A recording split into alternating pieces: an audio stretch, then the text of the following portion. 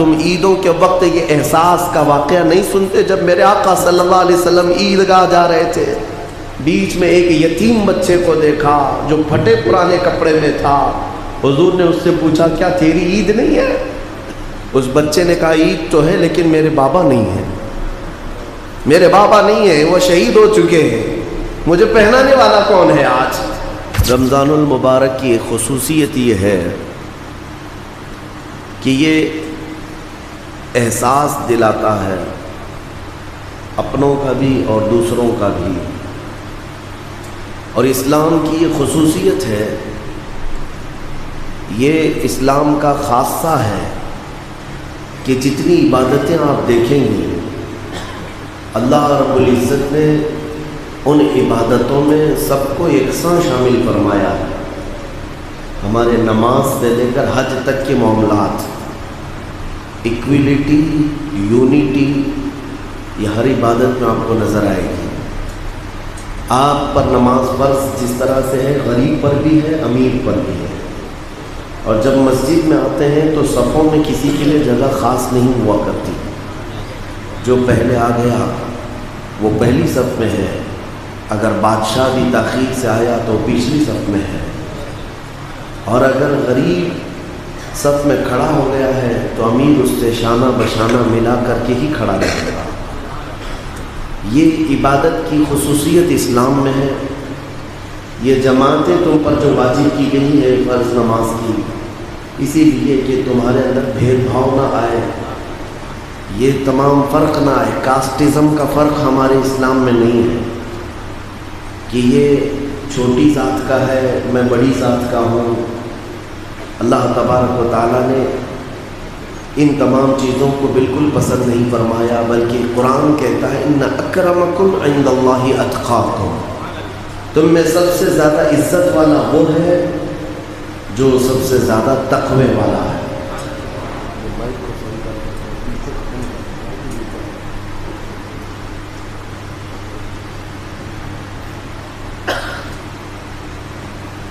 رسول پاک صلی اللہ تعالیٰ علیہ وسلم کا ارشاد گرامی ہے کہ میں نے زمانے جاہلیت کے تمام اونچ نیچ کو اپنے پیروں سے رونق دیا، ختم فرما دیا۔ کسی کے اندر یہ احساس نہیں ہونی چاہیے کہ یہ گورا ہے، یہ کالا ہے، یہ امیر ہے، یہ غریب ہے، یہ عربی ہے، یہ اجمی ہے۔ اسلام اس چیز کا قائل نہیں۔ یہ نمازوں کے لیے ہو گیا۔ اسی طرح حج میں اگر آپ جاتے ہیں، بڑے سے بڑے پیسے والا بھی ہوگا یا جس کے پاس تھوڑی سی استطاعت ہے وہ بھی وہاں حج پر پہنچا ہوگا، لیکن جب خانہ کعبہ کے طواف میں دیکھتے ہیں تو سارے ایک ہی لباس میں ملبوس ہیں۔ میدان عرفات میں اگر مولا کو پکار رہے ہیں تو آپ پہچان نہیں سکیں گے کون اس میں وقت کا بادشاہ ہے اور کون فقیر ہے۔ سب کو دو لباس میں ملبوس احرام کے بلایا گیا ہے، اور ایسا بھی نہیں ہے کہ احرام کے کپڑے کروڑوں کے ملتے ہوں، بلکہ وہی مختصر سے لباس جس کو امیر پہنتا ہے وہ غریب بھی پہن سکتا ہے۔ احرام سب کے لیے ہے، اس لیے کہ میرے عزیزوں یہ احساس دلانا اسلام کی خصوصیت ہے کہ تم اللہ کے بندے ہو۔ اور اللہ کے رسول صلی اللہ علیہ وسلم نے ایک جملہ ارشاد فرمایا اپنے آخری خطبے میں، کلکم من بنی آدم و آدم من تراب، تم سب کے سب آدم کے بیٹے ہو اور آدم کو مٹی سے بنایا گیا ہے، اور مٹی کی خصوصیت ہے کہ وہ عاجزی کرتی ہے، زمین پر رہتی ہے۔ تو تمہارے اندر غرور و تکبر یہ نہ آئے کہ میرا سٹیٹس الگ ہے، اب میں بڑا ہو گیا ہوں، پیسے والا ہو گیا ہوں، منصب والا ہو گیا ہوں، علم والا ہو گیا ہوں۔ یہ غرور و تکبر اللہ کو ناپسند ہے۔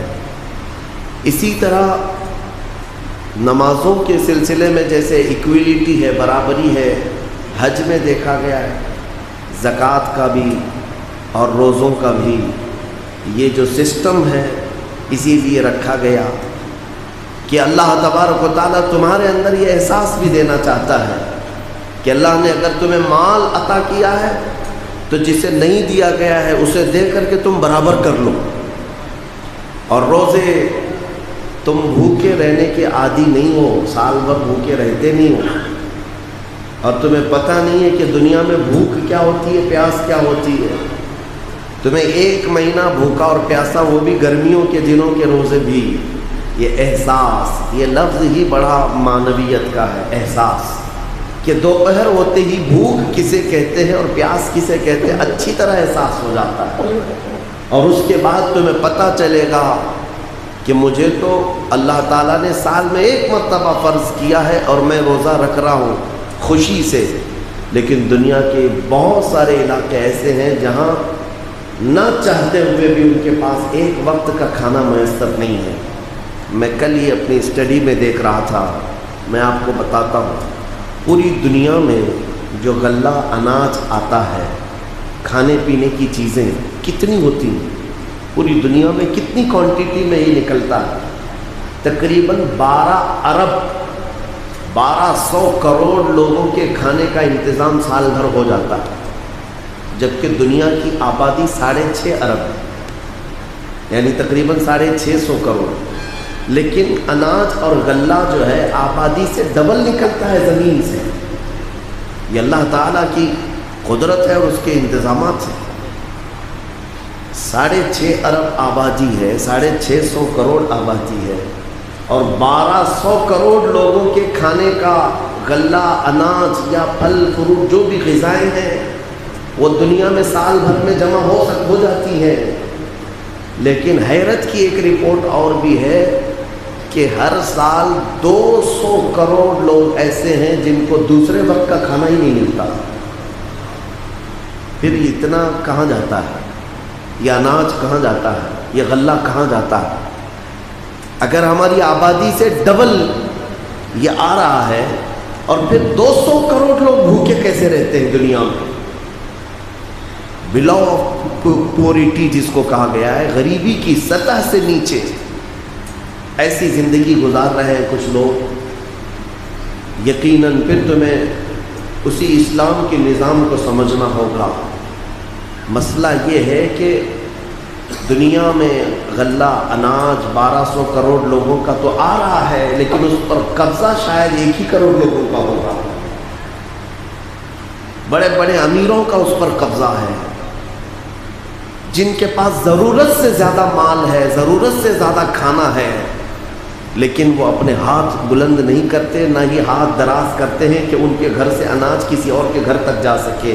बात यही है, यही ज़ख़ीरा अंदोज़ी 200 करोड़ लोगों के भूख का सबब है, उनकी वजह है।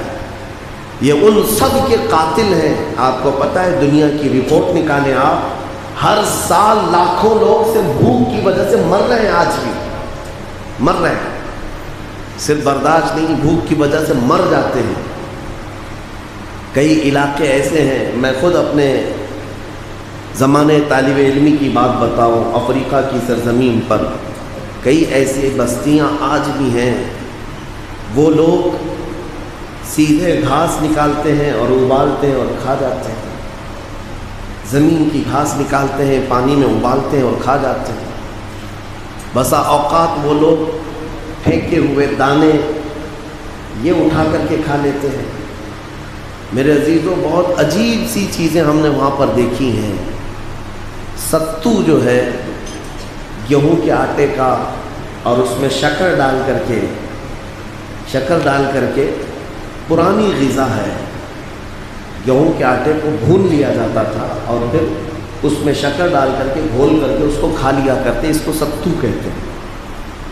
ये पहले से चला आ रहा है। और ये जब किसी के पास कोई चीज़ नहीं होती है तो सत्तू खाया करते थे, और बताया जाता था कि हमारे पास कुछ भी नहीं है, सत्तू खाते हैं। लेकिन हमने अफ्रीका में सत्तू देखा है। ये जो धान की या गेहूं की जो बालियां सूखी हुई होती हैं, यानी जिस पे से दाने निकालने के बाद जो भूसा होता है, उस भूसे को पीस करके उसको घोल करके खाते हैं और उसको सत्तू कहते हैं। दाने नहीं, भूसे। मेरे अजीज़ों, मुझे यहाँ पर एक बात करनी है। दुनिया के फ़क्र का और इसकी गुर्बत का इलाज कहाँ है? कौन इलाज करेगा? بڑی بڑی طاقتیں آج موجود ہیں، اور آج دنیا میں طاقت کے اظہار کے لیے ان کے پاس اگر کوئی چیز ہے تو پیٹرول میزائل ہے۔ ہر بڑی کنٹری اپنے اسلحے دکھا کر کے اپنی طاقت کا اظہار کر رہی ہے۔ امریکہ اپنی دادا گیری اگر دکھاتا ہے تو اپنے میزائلوں کے ذریعے سے، ہتھیاروں کے ذریعے سے، رشیا اپنے نیوکلیئر بموں کے ذریعے سے دکھا رہا ہے کہ میرے پاس اتنی طاقت ہے۔ پوری دنیا میں ان ظالموں اور جابروں کے پاس ایسا حل نہیں کہ ان 200 کروڑ لوگوں کی بھوک کا علاج کر سکیں۔ تمہیں پتہ ہے آج جو جنگیں چل رہی ہیں، مسلسل پوری دنیا میں ایک جگہ سے دوسری جگہ یہ وار کرتے ہی رہتے ہیں۔ رشیا اور یوکرین کی جنگ کے سلسلے میں ابھی چند دن پہلے میں نے کسی کا ایک رپورٹ پڑھا تھا، پر ڈے جو میزائل اٹیک کرتے ہیں یا پھر جنگوں میں جو خرچہ ہوتا ہے وہ $20 ملین کا ہے۔ $20 ملین جو یہاں ہمارے ہاں کئی 100 کروڑوں میں چلا جائے۔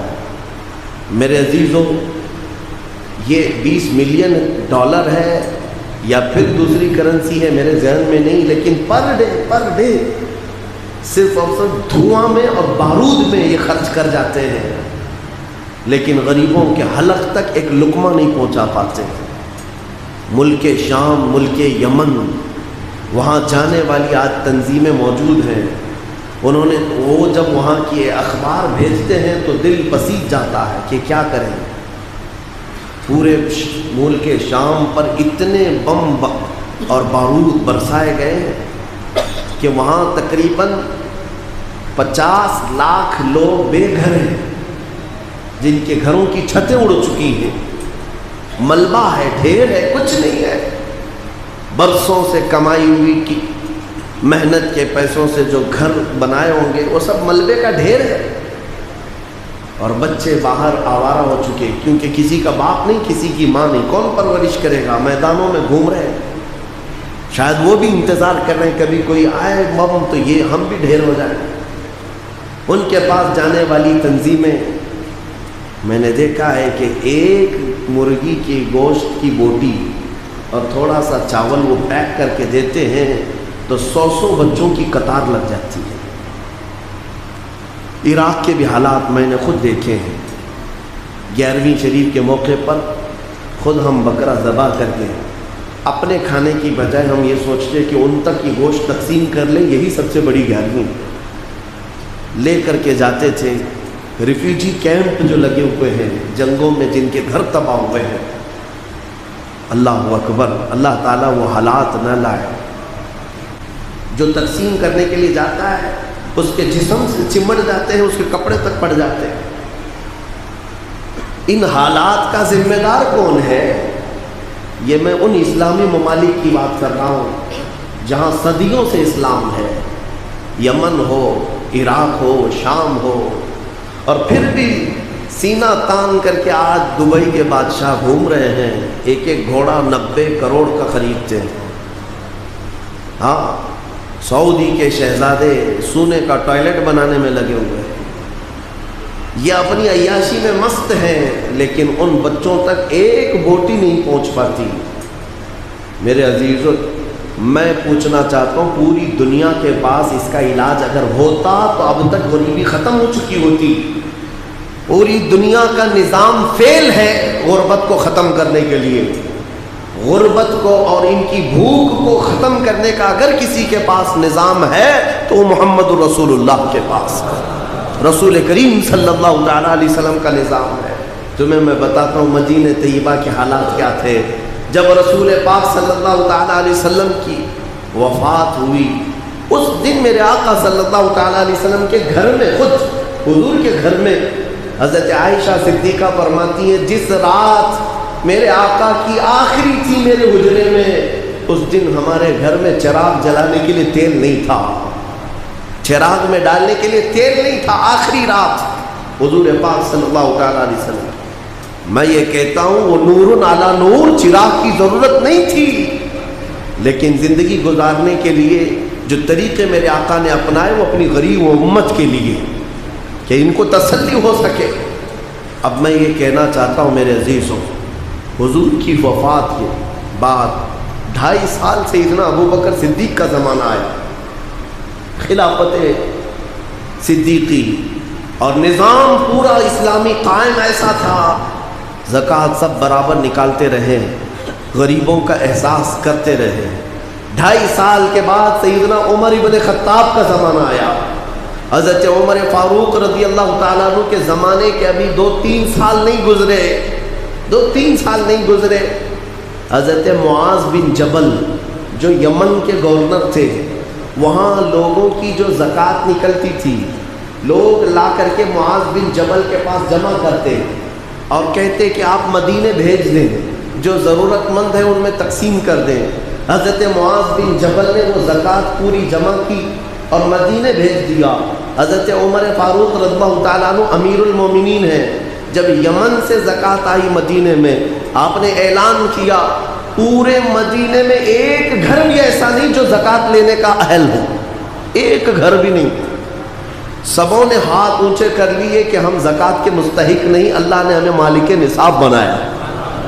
حضور کے زمانے میں یعنی ابھی تھوڑے سال پہلے ہی غربت ایسی تھی کہ ایک کپڑے پر ایک صحابی پوری زندگی گزارا کر رہے تھے، لیکن کون سا نظام ہے جو یہ تبدیل کر دیا؟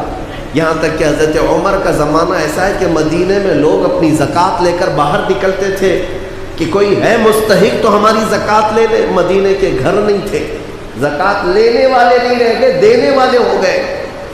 حضرت عمر نے وہ زکوٰۃ واپس بھیجی، پھر یمن حضرت معاذ بن جبل کو کہا کہ مدینے میں کوئی مستحق نہیں، بہتر ہے کہ یمن کے غریبوں میں تقسیم کریں۔ حضرت معاذ بن جبل کے پاس یہ زکوٰۃ واپس گئی، پھر حضرت معاذ بن جبل نے دوسرا خط لکھا، کہا امیر المومنین پورے یمن میں تقسیم کر دیا گیا اور یہاں زکوٰۃ لینے والا کوئی ہے نہیں، اس لیے مدینے بھیجا گیا ہے۔ اندازہ کریں جہاں جہاں میرے مصطفیٰ کے غلام گئے غریبی سے انہیں آزاد کرایا ہے۔ احساس اسی چیز کا نام ہے، خود کھا کر کے اپنے عیش کی فکر کرنا اور دوسروں کی فکر نہ کرنا، یہ اسلامی مزاج ہے ہی نہیں۔ میں جو رپورٹ آپ کے سامنے رکھا ہوں اسی سے آپ اندازہ کر سکتے ہیں کہ دنیا میں اگر 1200 کروڑ لوگوں کا کھانا دستیاب ہوتا ہے سال بھر میں، جبکہ آبادی 650 کروڑ ہے، اور پھر رپورٹ یہ بتاتی ہے کہ ہر سال 200 کروڑ لوگ بھوکے رہ جاتے ہیں، تو یہ جاتا کہاں ہے؟ صرف اور صرف یہی وجہ ہے کہ یہ جن کے پاس مال آتا ہے ان کے ہاں دوسروں کا احساس مر چکا ہے، احساس ختم ہے۔ تم خود اپنے گھروں میں جھانک کر کے دیکھ لو۔ اور ایک رپورٹ حیرت کی ہے، اللہ اکبر، میں نے یہ سب اینالائز کرنے والے سے یہ رپورٹ لیا تو حیرت کی بات یہ بھی ہے 200 کروڑ لوگ بھوکے رہ جاتے ہیں، اور پھر یہ بھی بتایا اس میں رپورٹ میں کہ 200 کروڑ لوگوں کا کھانا ہر سال صرف گٹروں میں بہا دیا جاتا ہے، برباد کیا جاتا ہے۔ یہ امیروں کے چوچلے ہیں، ہر شادی بیاہ کے بعد جاؤ دیکھو کتنا کھانا برباد ہوتا ہے، ہر دعوت کے بعد کتنا گندی نالیوں میں بہایا جاتا ہے۔ تم تو اپنے شوق کے لیے کتنی مرتبہ چیزیں ہلکی سی چک کر کے باقی پھینک دیتے ہو، تمہیں اندازہ ہے۔ اور ایک صاحب نے یہ بھی لکھا ہے کہ جتنا امیروں کے گھر سے کھانا بہایا جاتا ہے ایک وقت، وہ اگر ان لوگوں کو ملے جن کے ہاں کھانا نہیں ہے، وہ 4 دن اس پر گزارا کر سکتے ہیں، 4 دن گزارا کر سکتے ہیں۔ ایک بار تمہارے دسترخوان سے پھینکا ہوا کھانا غریب کے 4 دن کی زندگی کا کھانا ہے، احساس نہیں ہے۔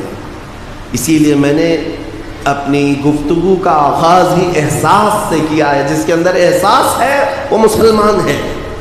حضور پاک صلی اللہ تعالیٰ علیہ وسلم نے ارشاد فرمایا وہ شخص مومن ہو ہی نہیں سکتا، وہ شخص مومن ہو ہی نہیں سکتا جو رات کو کھانا کھا کر کے سویا ہو اور اس کا پڑوسی بھوکا سویا ہو۔ حضور نے فرمایا وہ مومن ہی نہیں ہے۔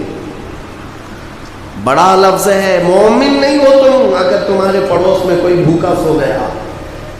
آپ بولیں گے ہم کو کیا پتا ہے کون بھوکا سو رہا ہے کون کھا رہا ہے؟ تبھی تو ہم کہتے ہیں احساس پیدا کرو، احساس۔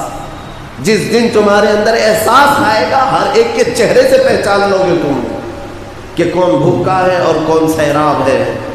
احساس نہ ہو تو بھیڑ سے گزرتے چلے جاؤ گے، تمہیں کسی چیز کا احساس نہیں ہوگا، کون بیمار ہے، کون کیسا خوشحال ہے۔ کیا اپنے گھروں میں تمہیں جس سے محبت ہوتی ہے اپنے بچوں سے، آپ تھک ہار کر کے باہر سے آئیں، دن بھر گھر میں نہ رہیں، تمہارا بچہ اگر کسی کونے میں دبک کر کے بیٹھا رہے، منہ اترا رہے، تم اس سے پوچھے بغیر ہی کہو گے کیا میرا بیٹا بیمار ہے؟ چہرے سے لگ رہا ہے۔ یہ کون سی چیز ہے جو تمہیں بتا رہی ہے؟ یہی احساس، صرف چہرہ تمہیں بتا دیا اپنے بچے کا کہ آج یہ بچہ میرا بیمار لگتا ہے، یہ جس طرح سے خوشحال رہتا تھا آج نہیں نظر آ رہا ہے۔ یہی احساس پوری امت کے ساتھ ہو تو تمہارا ایمان کمپلیٹ ہو جائے گا، ایمان مکمل ہے۔ احساس جب مر جائے تو پڑوس میں جنازہ بھی جائے تو پتہ نہیں چلتا، بھوکے تو بات دور کی ہے۔ ہاں، شہروں کی ہم نے زندگیاں دیکھی ہیں، ایک بلڈنگ میں رہتے ہیں، سالوں ہو گئے، پڑوس کے فلیٹ میں کون بیمار ہے اور کون مر رہا ہے کسی کو پتہ نہیں، سب اپنی اپنی زندگی میں مست ہیں، سیلفش زندگی، اور اس کو دنیا ماڈرن کلچر کہتی ہے۔ یعنی یہ پوش لوگوں کی زندگی ہے کہ دوسروں کے گھروں کے بارے میں کچھ پتہ ہی نہ رہے۔ نہیں میرے عزیزوں، میرے مصطفیٰ کریم صلی اللہ علیہ وسلم کا نظام تو وہ ہے کہ ایک جنگ میں تین صحابہ ایسے ہیں جو اپنے بھائی کی پیاس کی وجہ سے اپنی جان دے دیے، اپنی جان تک دے دیے، خود زخمی گرے ہوئے ہیں میدان میں، پیاس کی شدت ہے، لیکن دوسرے بھائی کی آواز آئی کہ مجھے پیاس لگی ہے، اپنا پانی قربان کر دیا، نہیں اسے پہلے پلا دو۔ یہ احساس ہے، یہ احساس ہے۔ اور اگر احساس نہ ہو تو یہ سیلفش زندگی، کسی کو کچھ بھی ہو جائے پتہ نہیں چلے گا۔ تمہیں پتہ ہے میرے آقا صلی اللہ تعالیٰ علیہ وسلم کا احساس کتنا تھا؟ نبی اکرم صلی اللہ تعالیٰ علیہ وسلم اس قدر حساس تھے، خاص طور پر غریبوں کے لیے۔ صحابہ فرماتے ہیں ایک بار مسجد نبوی شریف میں ہم بیٹھے تھے، مسجد نبوی شریف میں رمضان کا موقع ہے، دسترخوان بچھا ہوا ہے، افطار کا وقت ہے۔ افطار کے وقت یہاں کس کو ہوش رہتا ہے؟